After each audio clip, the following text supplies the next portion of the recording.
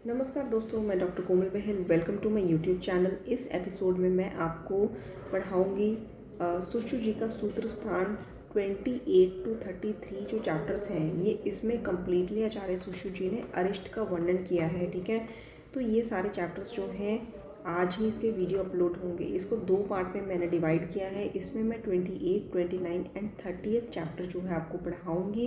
And chapter जो है इसमें आपको बहुत ज़्यादा डीपली जाने की ज़रूरत नहीं है, लेकिन आपको पता होना चाहिए कि अरिष्ट सूचक लक्षण क्या होते हैं, स्वप्न में अरिष्ट किस तरह के होते हैं, कौन से डिजीज़ में अरिष्ट के लक्षण क्या होते हैं। तो इसलिए मैंने इसको कंपाइल किया है, इन चैप्टर्स को पढ़ के कंपाइल करके पॉइंट्स बनाए हैं। आपको जस्ट सुनना है और याद रखना है बस। ठीक है, एंड जो मैं श्लोक बताऊंगी वो श्लोक जो है आपको डिस्क्रिप्शन बॉक्स में लिखे हुए एज इट इज़ मिल जाएंगे, ताकि आपको पढ़ने में आसानी हो। ठीक है, तो 28, 29, 30 चैप्टर इस क्लास में आपको मिल जाएंगे। एंड नेक्स्ट 3 चैप्टर्स जो हैं वो आपको आज ही दूसरी वीडियो में मिल जाएंगे। तो चलिए स्टार्ट करते हैं। 28th चैप्टर विपरीत विपरीत व्रण विज्ञानीय। इसमें सबसे पहला पॉइंट ये है कि आचार्य सुश्रु जी ने सूत्रस्थान 28 टू 33 चैप्टर तक अरिष्ट का वर्णन किया है, जबकि आचार्य चरक ने सर्वप्रथम अरिष्ट का वर्णन किया था संपूर्ण इंद्रिय स्थान में। एंड अष्टांग हृदय में शरीर स्थान 5th एंड 6th चैप्टर में अरिष्ट का वर्णन है। और 28th चैप्टर मतलब इस चैप्टर में एक श्लोक है, फल अग्नि जल वरिष्ठा नाम पुष्प धूम अमुदा यथा ख्यापयंती भविष्यतम तथा अरिष्टानी पंचतम। मतलब कि जैसे फ्यूचर में होने वाले फल अग्नि और वर्षा का ज्ञान पुष्प धूम मेघा आदि से पता चलता है, उसी तरह होने वाली मृत्यु का ज्ञान अरिष्ट से होता है। ठीक है, एंड माधव जी ने अरिष्ट के वर्णन में क्या लिखा है श्लोक, ये याद रख लीजिए। इसमें उन्होंने लिखा है कि नियत मरणाक ख्यापकम लिंगम अरिष्टम, कि जो मृत्यु है वो ऐसे लक्षणों से पता चलता है, जिस लक्षणों से मृत्यु का पता चलता है उसको अरिष्ट कहते हैं। ठीक है, नियत मरणाख्यापकम लिंगम अरिष्टम। और योग रत्नाकर जी कहते हैं कि कदाचित देव योगेन दृष्टृतो अपि जीवंती, मतलब कि देव योग से कभी कभी अरिष्ट से भी बच जाते हैं। लेकिन इसी के रिगार्डिंग जो है अष्टांग हृदय में वाग्भट जी क्या कहते हैं, दोषानाम अपि बाहुल्याद अरिष्टा आभास समुद्वेत तद दोषानाम शमे शम्येत। मतलब कि दोषों की बहुलता से कभी कभी अरिष्ट का आभास हो सकता है, लेकिन जैसे ही हम उनको शमन करते हैं, शमन चिकित्सा से, तो उनकी शांति हो जाती है। ठीक है, सुखाम्यात प्रमादवा तथैव आशु व्यतिक्रमात्। मतलब कि ये सारे आपको जो श्लोक हैं डिस्क्रिप्शन बॉक्स में मिल जाएंगे। देखिए, सूक्ष्म होने से और वैद्य के प्रमाद मतलब वैद्य की अज्ञानता होने से और शीघ्र ही सारे शरीर में फैलने से ये जो अरिष्ट लक्षण होते हैं ये मृत्यु का कारक बनते हैं। ठीक है, सूक्ष्म्यात् प्रमादवा तथैव आशु व्यतिक्रमात्। ठीक है, एंड इसके बाद नेक्स्ट है कि जो दोष होते हैं, द्वंद्वज दोष, जैसे कि वात पित्त की जो प्राकृतिक गंध होती है वो लाजा गंध होती है, वात कफ की होती है अलसी तेल जैसी गंध, और पित्त कफ की होती है तिल तेल जैसी गंध। ठीक है, ये दोषों की प्राकृतिक गंध होती है। वात के साथ पित्त हुआ तो लाजा गंध, वात के साथ कफ हुआ तो अलसी तेल, पित्त के साथ कफ हुआ तो तिल तेल। ठीक है, और इसके विपरीत जो गंध होती है वो विकृत समझनी चाहिए, मतलब कि अरिष्ट सूचक समझनी चाहिए। ठीक है, नेक्स्ट इसकी वैसे अगर देखा जाए फॉर नॉलेज, रक्त की लोह गंध होती है। ठीक है, और पित्त से उत्पन्न जो व्रण होता है वो कृष्ण मतलब काले वर्ण का होता है, और केशर होता है कंकोष्ठ समान होता है। लेकिन फिर भी अगर उसमें दाह चोस मतलब पित्त जैसे लक्षण ना दिखाई दे तो अरिष्ट समझना चाहिए। शब्द विकृति व्रण का मतलब क्या होता है। नेक्स्ट इसकी जिन व्रणों से खटखट की ध्वनि आए, दाह जो व्रण करते हों, ठीक है, त्वक मांस में हो, वो भी अचिकित्सीय होते हैं। व्रणित रोगी जो होता है, अगर उसके धातुओं का क्षय हो गया हो, दुर्बल हो गया हो, प्राण क्षय, मांस क्षय, अगर उसको कास श्वास अरोचक हो और अधिक ब्लीडिंग अधिक रक्तस्राव हो तो वो भी असाध्य माना जाता है।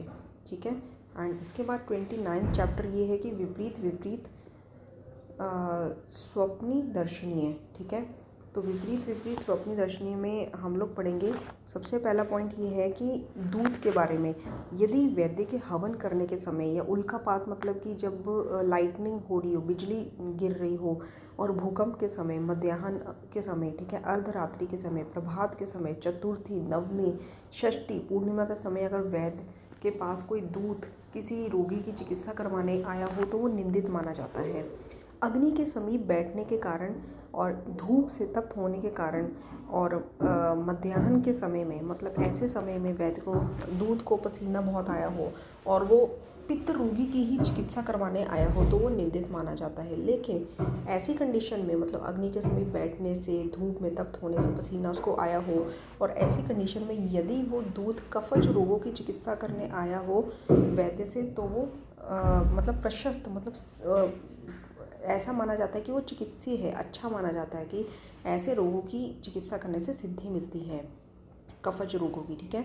रक्तपित्त, अतिसार और प्रमेह, ठीक है, ये मतलब ऐसे 3 जो रोग हैं, इनसे जो पीड़ित रोगी होता है, ठीक है, तो इन ऐसे रोगी जो होते हैं, रक्तपित्त, अतिसार, प्रमेह की चिकित्सा करवाने अगर दूध वैद्य के पास आया है और वैद्य को किसी पानी के बांध के पास मिलता है, कोई ब्रिज के पास मिलता है, तो वो प्रशस्त माना जाता है, ठीक है।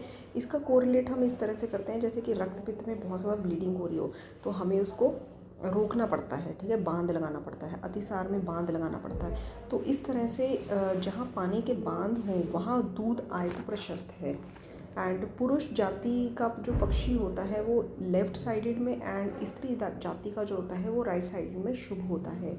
ग्रंथि है, अर्बुद है, इसमें छेद्य शब्द प्रशस्त है। वितृति, जलोदर एंड गुल्म में भेद्य शब्द प्रशस्त है।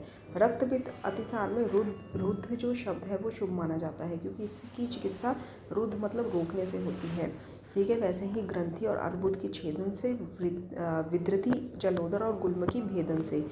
मैत्री, देखिए कोई फीवर का पेशेंट है, ज्वरग्रस्त, उसकी कुत्ते से मैत्री, शोष रोगी की बंदर से, उन्माद की राक्षस से, अपस्मार की भूत प्रेत से, ये अरिष्ट मानी गई है। गुल्म जो होता है, जैसे जो रोगी गुल्म का रोगी होता है उसको स्वप्न में उसके कोष्ठ के ऊपर और शिरो रोगी के स्वप्न में उसके सिर के ऊपर अगर वृक्ष उगता हुआ दिखाई दे तो वो अरिष्ट होता है, ठीक है। प्रमेह, अतिसार, ये जो रोगी होते हैं, ये अगर प्रमेह का, अतिसार का रोगी स्वप्न में जल पान करे, कुष्ठ का रोगी तैल पान करे तो अरिष्ट माना जाता है। वमन का रोगी अगर पूरी खाने की उसको इच्छा हो, पांडु के रोगी को हरिद्री युक्त भोजन जो है दिखाई दे, रक्तपित्त के रोगी को स्वप्न में दिखाई दे कि वो रक्त पान कर रहा है, ठीक है, तो भी मृत्यु कारक होता है। एंड स्वप्न में जैसे सर्प, जोंक, भ्रामर, इनसे अगर मतलब दंश हो जाए, कोई किसी को अगर सपने में सांप, जोंक ये सब काट लें तो धन की प्राप्ति होती है, ठीक है।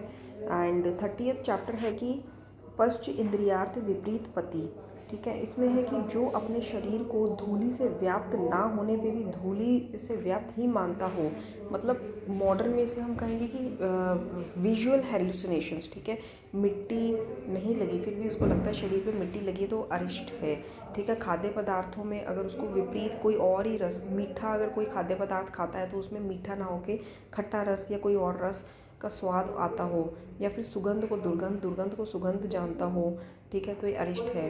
धूप, जल, चंद्रमा, शीशे में अपनी छाया ना देखता हो तो वो अरिष्ट है, ठीक है। तो ये थे 3 चैप्टर्स, ठीक है। इसके बाद नेक्स्ट 3 चैप्टर्स अगले एपिसोड में आपको आज ही मिल जाएंगे।